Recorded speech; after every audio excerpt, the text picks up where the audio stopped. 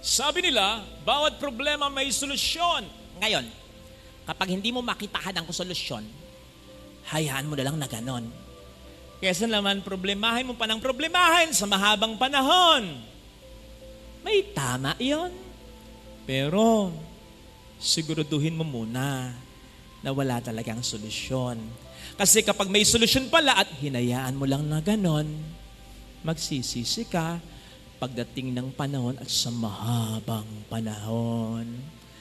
Ito mga kapatid ang sinasabi sa atin ng kwento sa Ebanghelyo. Ang kwento ng bulag na si Bartimeo. Hindi natin alam kung paano siya nabulag, kung since birth ay bulag na. Hindi natin alam kung anong uri ng pagkabulag ang meron siya, pero isang bagay ang safe na sabihin. Nung kapanahunan niya, sapagkat wala itong lunas na gamot o opera, sa tingin ng marami, sa tingin ni Bartimeo, ito'y malala na at wala ng pag-asa. So pwede niyang isipin, ganito na lang talaga. Pwede niya ring isipin, ito'y parusa sa akin, sa mga kasalanan ko, o kung wala man akong kasalanan, yung mga magulang ko.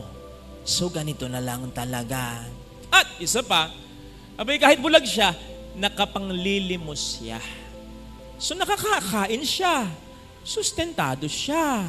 So pwede niyang isipin, okay na ganito. Sustentado naman ako. At isa pa, take note of this makahulugan ito. Kasi iwineksin niya ito. May balabal siya. Balabal niya na cover niya kapag hiniginaw siya. Balabal niya na tabing niya, parang tahanan niya, kapag umulan, kapag naaarawan siya. At balabal niya na parang kama niya kapag mag-sleep na siya. Hence, kung pwede talagang tanggapin na niyang gano'n na lang habang buhay, kahit ayaw niya. Sapagkat after all, nakakaraos naman siya. At yun ang delikado. Yun sana ang huwag mangyari sa atin. Na mahirati tayo, masanay tayo sa isang sitwasyon kahit ayaw natin kasi nakaka-cope up naman tayo, nakararaos naman tayo kahit papaano. Limawa, tagal ka nang walang trabaho. Sabi mo dati mamamahinga ka lang. Pero ilang taong ka nang namamahinga. Gusto mong mamahinga habang buhay na? Alam mo, pabigat ka na sa pamilya mo. Gusto mo ba yon? Kung matino ka, ayaw mo nun. Kaya lang, sinusustentuhan ka naman eh. Pinapakain ka naman. Hindi ka naman pinalalayas. Sinisermonan ka, yes. Ano na ba naman yun? Pwede namang magbingi-bingi na lang. O kaya, pasok dito, labas dito. O diba? Ayun. Yun ang balabal mo. Patuloy kang nagkakasala. Paulit-ulit yan. Ano, ganyan na lang? Nakapangungumpisal naman ako eh. Yun ang balabal mo. Hindi kayo nagkikibo ang magkapatid o ng mahal mo, miyembro ng pamilya, katrabaho mo? Maluwang naman yung bahay nyo, may bakuran pa kayo eh. Maluwang naman yung pinagtatrabahuhan nyo eh. Besides, nakapagkikibuan naman kayo, isang tanong, isang sagot lang, kung kinakailangan. So pwede na yan, di ba? Yun ang balabal mo. May kilala ako mag-asawa. Alam ko na mahal pa nilang isa't isa. Alam ko, sigurado ako. Pero ngayon, dahil sa hindi pagkakaunawan, ayun, nagkahiwalay. Hiwalay din, pati mga anak nila. Kaso, parehong may pere. Alam niyo yun, sustentado pa rin naman ang mga anak kahit magkakaiwa-hiwalay silang pamilya. Isa pa, nabibili nila yung gusto nila. Nakapupunta sila kung saan sila gusto pumunta. Nakapag-flirt pa, lalong-lalo na yung lalaki sa iba. O, diba? Sarap ng buhay na gano'n. Yun ang balabal niya. Nagkakasala ka sa asawa mo, paulit-ulit na lang. Paulit-ulit mo siyang nasasaktan, pero sobrang mahal ka. Lagi kang pinatatawad. O no, ganun na lang. Yun ang balabal mo. Ayaw mo sa trabaho mo, sa negosyo mo. Hindi ka masaya. O kaya alam mo, nagkakasala ka na. O ayaw mo yung mga kasama. Hindi ka nag-grow talaga. Kumikita ka naman eh. Diba? Yun ang balabal mo. Kapatid, ang balabal, tandaan natin, hindi lagi nasa iyo yan. Pansamantala lamang na coping mechanism yan. Hindi pang matagalan yan. Darating at darating ang pagkakataon na hindi ka makukontento dyan. Lalong-lalo na if you'll realize na hindi ito ang buhay na para sa akin at para sa pamilya ko. Ang makahulugan, meaningful life mga kapatid, ay hindi yung wala kang problema. Ang makahulugang buhay ay hindi yung marami ka ng pera.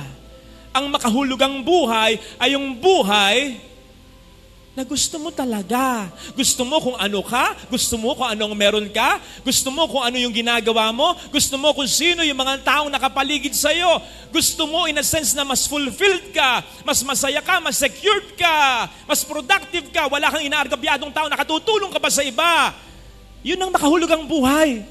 Sapagkat dun ka gustong ihulog ng Diyos noon pa man. In a job that will fit the talents He gave you, in a business that will fit the opportunities He will provide for you, in an environment, community, or a company that will bring out the best in you. Most special in a family, na mamahalin mo ng totoo at totoong magmamahal sa'yo. Kaya, huwag kang makontento sa balabalang. Huwag mong ipagpalit sa balabal na yan, yung pangginaw o jacket na dapat sana'y meron ka. Huwag mong ipagpalit sa balabal na yan, yung kama na dapat mong higaan. Huwag mong ipagpalit sa balabal na yan, yung dapat na meron kang tahanan. Dapat hanggang maaga ka mon. Malaman mo at ma-recognize mo ang pagkakaiba ng kung anong meron ka ngayon, sa kung ano ang deserve mo na dapat ay meron ka sa mata at sa plano ng Panginoon. Why settle for less if you can have the best? Yes, I get it. Dapat makontento ang tao sa kung ano ang meron siya. Yes. Pero, tandaan mo, hindi ka makukontento sa kung ano ang meron ka, sa kung sino nakapaligid sa iyo, kung hindi yan talaga ang mga tao at ang mga bagay na dapat ay para sa iyo. We are not speaking here about successful life. We are speaking about meaningful life. Pwede kang maging successful na hindi ka masaya, pero kapag meaningful, makahulugan ng buhay mo, magiging masaya ka kahit nasaan ka, kahit anong meron ka, at kahit sino ang nasa buhay mo. Hindi pinayaman ni Jesus si Bartimeo ni hindi binigyan ng bagong damit o gamit. And as I said, siguradong mas magiging mahirap ang buhay niya ngayong nakakakita na siya. Pero, ibinigay ng Panginoon ang buhay na meant at dapat talaga para sa Kanya. Kaya siya naging masaya. Sabi nga nila, the best things in life are free. Yes, will always be free. But my take is this, for us to enjoy it, we must also be free. Free from the things we deem best, but are actually less. Kapatid, tama rin yung kasabihan, libreng mangarap. Pero, hindi libre ang pag-abot sa pangarap. Para maabot mo yung pinapangarap mong buhay at yung buhay na gusto ng Diyos para sa iyo, dapat magsumikap ka. Libreng mangarap, pero para matupad, dapat magsumikap. Nasa harapan mo ngayon, ang Panginoon, ang dakila at walang hanggang pare, ang tagapamagitan ng lahat ng mga biyaya. Tinatanong ka niya ngayon, ano ang gusto mong gawin ko sa buhay mo? Kung hindi ka masaya, may isasaya pa yan. Kung hindi ka masigla, may isisigla yan. Kung may sakit ka, kagaling ka pa. Kung lugmo ka, makakaahon ka. Huwag kang makontento sa kung anong meron ka ngayon, lalo pat kung hindi yan para sa iyo sa mata ng Panginoon. Tutulungan ka naman ng Panginoon eh. Basta tulungan mo rin siya para sa iyong pangarap. Iwaksin mo ang iyong balabal, ang iyong comfort zone at magsikap upang ito ay sa tulong ng Panginoon, matupad. Amen. Napakahalaga na pinipili talaga natin yung mga taong madalas ay nakakasama, nakakasalamuhan natin. Piliin natin yung mga tao na alam nating makatutulong sa ating mag-push, not just to achieve our goals in life, but for us to become what God wants us to be. Kasi may mga tao na po pwedeng maging parang pathway, o katulad sa sinabi sa Ebanghelyo, daan. They can be hard on us. Po pwedeng may mga tao na alalaong bagay lupa na puro bato, they can destruct us. Po pwedeng may mga tao na tulad ng lupa na maraming damo, they can choke us. And so, please, choose the right people who could bring about the best in us. You see, as parents, sabi nga natin, you want the best for your children. Di mo ba? Ito ngayon ang tanong ko po sa inyo. Pwede niyo po bang sabihin sa akin, in all sincerity, na yung mga anak ninyo, gusto niyo paglaki nila, ay maging katulad din ng mga kaibigan ninyo o ng mga taong madalas ay nakakasalumuhan ninyo? Again, ulitin po natin yung tanong. Kung kayo po yung mga magulang, you want the best for your child.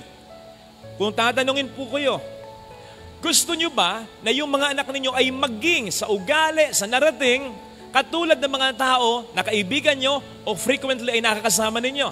Kung ang sagot nyo ay matunog na, yes, gusto ko. So maganda yung circle of friends ninyo. At patuloy ninyo. Pero kung ang sagot ninyo ay nako, hindi. Ibig sabihin, hanggang maaga, kumawala na kayo sa mga taong ito. Sapagkat either na kayo ang makahatak sa kanila sa kabutihan o sila ang most probably maka-impluwensya sa inyo tungo sa kasamaan. Mga kapatid, tingnan po ninyo ang ating Panginoon, ha? Siya ay Diyos. Nagkatawang tao siya para sa lahat ng tao. Kaya naman lahat ay kanyang pinakikisamahan. Nandiyan siya ay Hudyo, nakikipag-usap siya kahit sa hindi Hudyo. At para sa mga tao na hindi rin Hudyo, gumagawa rin siya ng mga himala at milagro. Nandiyan, nagpapaunlak din siya sa imbitasyon ng mga eskriba at pariseyo kahit alam niya na tangka lang nila na siluin siya. Nandiyan siya ay nakikisalamuha din sa mga makasalanan sapagkat siya ay para sa pangkalahatan. Nevertheless, pinipili din niya ang set of friends niya. Pinipili din niya yung mga taong bababadan niya. O hindi nga ba't parang ganyan din ang naging salita niya sa kanyang mga disipulo nang ang mga ito ay isugo niya? Kung maibigin sa kapayapaan ang mga taong ma-encounter ninyo sa isang bayan, manatili kayo sa kanilang tahanan, manatili kayo sa bayang yan. Pero kung hindi, umalis kayo at ipagpag ninyo ang alikabok sa mga paa ninyo bilang babala sa mga taong ito. In other words, ay po pwedeng sinasabi ng ating Panginoon, okay, move on and try to seek and find the right people. Kasi naman, papaano ka magsisikap kung ang lagi mong kasama ay mga taong tamad? Papaano ka magiging good vibes lagi kung nega ang mga taong nakakasalumuha mo? Papaano ka lalapit sa Diyos kung ang mga kasama mong tao ay malayo sa Diyos? You see, people matter because they influence our character. Pero mga kapatid, hindi lamang po ito as regards good and bad, ha? As regards positive and negative, ha? Ito rin ay as regards both good. I mean, parehong magaling, parehong maayos, parehong mainam, parehong mabuti. Kasi I'd like to think na kung tayo nga ay maihalin tulad sa halaman na nag-grow sa isang matabang lupa o environment, most likely, marami ding halaman tulad natin na nag-grow dyan. Kaya nga sabi sa Ebanghelyo, may namumunga ng tig-100, tig-60 na po, tig-30 po. So ibig sabihin, po pwedeng marami kang makasalamuha na better kaysa sa'yo. And that's just fine. Ayos lang yan. Kasi kapag we are in an environment where we get to meet good and better people, in a way, will be encouraged and even pushed sometimes to be good and better as well. Kaya hanggang maaga, kumawala ka sa mga toxic na taong yan, sa mga taong ang layunin ay pababain ka lang, sa mga taong hindi nakatutulong sa iyo, sa kabutihan, kumawala ka hanggang maaga, as in now na. Kasi marami tayong panahon na nakakasaya. Ngayon kung hindi po pwedeng abruptly or madalian, unti-unti. Halimbawa, kung wala kang choice, kundi magtrabaho sa lugar na ito, sa pamilyang ito, sa mga set of people na ito, limit mo yung panahon mo sa kanila. Kausapin mo lang kung kinakailangan talaga. Now, kung hindi ka talaga po pwedeng kumawalan sapagkat ang tinutukoy nating toxic na tao ay miyembro ng iyong pamilya, ay problemang talaga. Ay hindi. Kung ganyan, pag sumikapan mong maging parang bangka na lang. Bangka. Bakit ang bangka? Ang bangka ay naglalayag sa ibabaw ng tubig. Naglalayag sa ibabaw ng tubig na hindi niya pinahihintulutan na pumasok sa kanyang loob ang tubig sapagkat siya ay malulunod. In other words, strive not to be so much affected by these people. O kung naapektuhan ka man, kung hindi ka maging bangka, be like a tree. Ang puno, alam natin,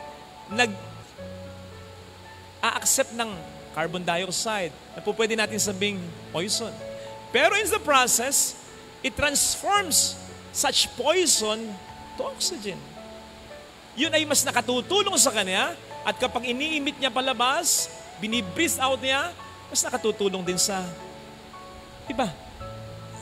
Kapag gano'n ang nangyari, then, kahit yung mga pagkakataon at sitwasyon at tao na pinapadala sa atin ng demonyo upang sirain tayo, sa awa ng Diyos, ay po pwede pa sa ating makatulong upang mas maging fulfilled tayo pagdating ng panahon.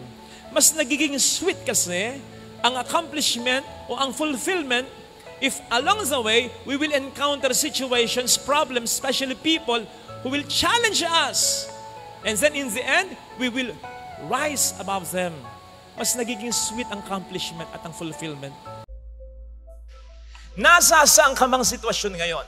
Kung sa palagay mo, diyan ka talaga inilagay ng ating Panginoon, believe me, you are the right person for that. Huwag kang makikinig sa diablo na nagsasabi sa iyo, either diretso or sa budhi mo, di mo kaya. Hindi ito para sa iyo. Wala nang mangyayaring maganda sapagkat, to tell you frankly, sinungaling siya. Ang nakikita niya, may mangyayari pang maganda. Ang nakikita niya, kaya mo talaga.